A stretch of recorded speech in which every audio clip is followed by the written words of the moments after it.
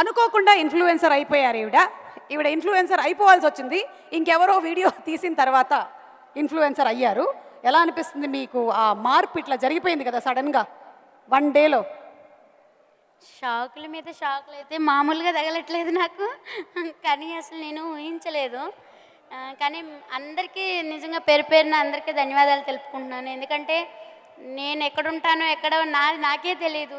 ప్రపంచం అంటే ఏంటో కూడా తెలియదు. నాకే ఇవాళ ఇంతమందిలోకి తీసుకొచ్చారంటే నిజంగా సోషల్ మీడియాకి థ్యాంక్ యూ.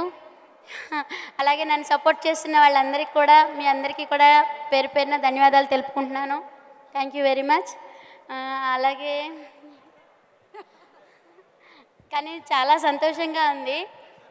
కానీ ఆత్మవిశ్వాసం ఉంటే ఏదైనా ముందుకెళ్ళొచ్చు. నాకు చదువు లేదు అని ఎప్పుడు బాధపడుతూ ఉంటే, చదువు లేదని బాధపడొద్దని, భక్తికి ముక్తికి చదువులెందుకు, ఆత్మశాంతి ఉంటే చాలు అదే దైవము, చెరువులోన చాపకెవరు ఈత నేర్పిరి, బావిలోన కప్పకెవరు భాష నేర్పిరి, అడవిలోన అమసకెవరు ఆట నేర్పిరి, ఆ చెట్టు మీద కోవెలకెవరు కూత నేర్పిరి, ఆ పుట్టలోన పాముకెవరు బుసలు నేర్పిరి, ఆ పుట్టిన బాలుడికెవరు ఏడ్పు నేర్పిరి అని మా అమ్మమ్మ నానమ్మ నాకు ధైర్యం చెప్పి, నేను చదువుకోలేదని బాధపడుతుంటే ఇంకా చాలా అంటే చాలా చెప్పారు.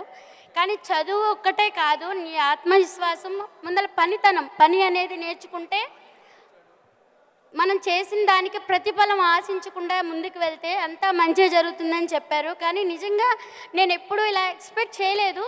కానీ వాళ్ళు చెప్పింది పెద్దల మాట వింటే అది ఎప్పటికైనా సరే విజయమని నా విషయంలో ప్రూవ్ అయింది.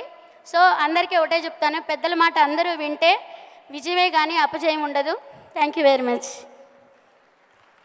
ఓ మై గాడ్, అసలు నీకు 2 లివర్లు ఎక్స్ట్రా అని చెప్పి మొదలుపెట్టి మీరు ఎక్కడి నుంచి ఎక్కడికి వెళ్తున్నారు. ఐ థింక్ త్వరలోనే ఆవిడ వెల్బీయింగ్కి సంబంధించినటువంటి చిన్న చిన్న వీడియోస్ కూడా రిలీజ్ చేస్తే అందరం కూడా చక్కగా వినేలాగా ఉన్నాము.